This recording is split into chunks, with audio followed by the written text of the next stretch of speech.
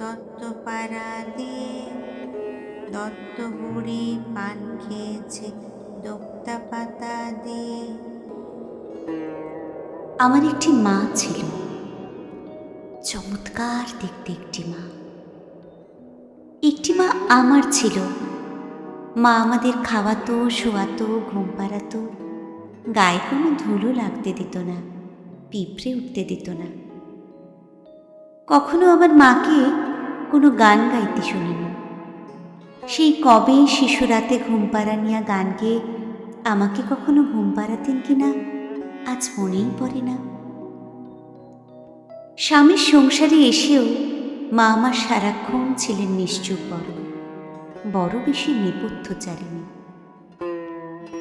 যতদূর জানা আছে টপ্পা কি খেয়াল তাকে করেনি দখল কোনো দিন।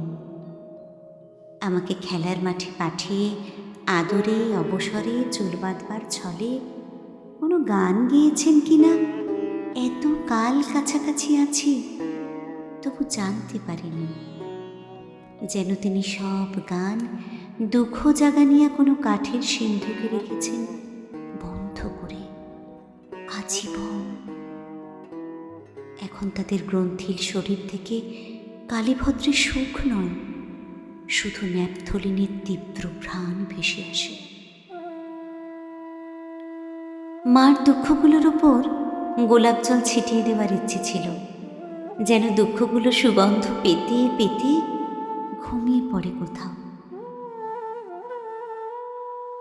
ইচ্ছে ছিল বেড়াতে নিয়ে গিয়ে ব্রহ্মপুত্রের জলে কেউ জানবে না, ভাসিয়ে দেব একদিন। কচুরি পানার মতো, খড়কুটোর মতো, মোরা সাপের মতো ভাসতে ভাসতে দুঃখরা চলে যাবে কোচবিহারের দিকে। ইচ্ছে ছিল তুলে নিয়ে কোথাও পুঁতে রাখবো, অথবা ছেঁড়া পুঁতির মালার মতো ছুঁড়ে ফেলবো রেল লাইনে, বাঁশ ছাড়ি, পচা পুকুরে। হলো কই? মা যে ঘুমিয়ে আছে।